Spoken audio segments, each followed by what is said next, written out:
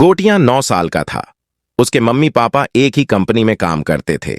उनके ऑफिस चले जाने के बाद वो अकेला रह जाता था, इसलिए उसका ध्यान रखने के लिए घर में एक चिंटूडी रखी हुई थी।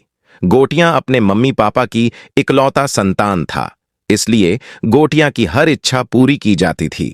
गोटियां के पास ढेर सारे खिलौने थे, पर चिंटूडी और खिलौनों के साथ खेलते हुए वो ऊब चुका था। इसलिए एक दिन उसने मम्मी पापा से कहा कि वो लोग उसे छोड़कर ऑफिस न जाया करें और उसके साथ घर में ही रहें। मम्मी पापा के लिए ऑफिस छोड़कर घर पर रहना संभव नहीं था, इसलिए उन्होंने चिंटूडी से कहा कि वो गोटियां को पास के ही पार्क में रोज घुमाने ले जाया करे। उनका कहा मानकर चिंटूडी गोटियां को पास के ही एक पार्क में ले गई। शाम का वक्त था। पार्क में बहुत सारे लोग थे। वहां झूले लगे हुए थे जिन पर बच्चे झूल रहे थे। गोटियां भी उन सब बच्चों के साथ झूलने लगा। झूलते हुए एक बच्चा अचानक ही झूले से गिर गया और रोने लगा। उसको रोता देख उसकी दादी उसके पास आई और उसे गोद में उठाकर चुप कराने लगीं। बच्चे को चुप कराने के लिए उसकी दादी ने पार्क में ही खड़े आइसक्रीम वाले से आइसक्रीम भी दिलवा दी। बच्चा चुप हो गया। चिंटूडी ने भी गोटियां के बिना मांगे ही उसे आइसक्रीम दिलवा दी। गोटियां बहुत देर से उस बच्चे और उसकी दादी को देख रहा था।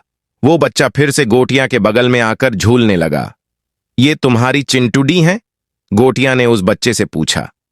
नहीं, वो मेरी दादी हैं, मुझे बहुत प्यार करती हैं, उस बच्चे ने कहा और भागकर अपनी दादी के पास चला गया। दीदी, आपकी भी दादी हैं? गोटियां ने अपनी चिंटूडी से पूछा। नहीं, मेरी दादी तो अब इस दुनिया में नहीं रही, पर नानी है और नाना जी भी, चिंटूडी ने बताया। फिर गोटियां और चिंटूडी घर आ गए। रात को गोटियां के मम्मी पापा घर आए तो गोटियां ने उनके सामने एक अजीब सी जिद रख दी। वो कहने लगा कि मुझे दादी दादाजी, नानी और नाना जी चाहिए। उसके मम्मी पापा उसकी बात सुनकर चौंक गए।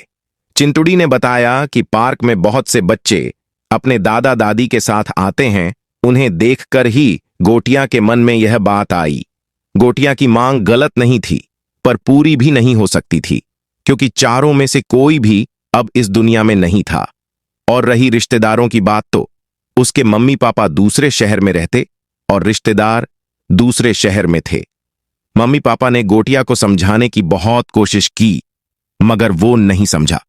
उसने चिंटूडी के साथ पार्क जाना भी बंद कर दिया और हमेशा चुप चुप और चिढ़ा हुआ रहने लगा।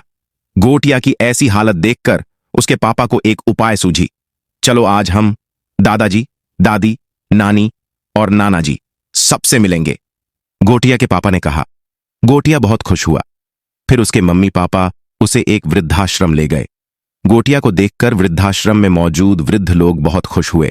उन्हें गोटिया के रूप में एक पोता मिल गया था और गोटिया को दादा दादी। गोटिया सभी के साथ खूब खेलता रहा। फिर वो लोग रोज शाम को वृद्धाश्रम के लोगों से मिलने जाने लगे।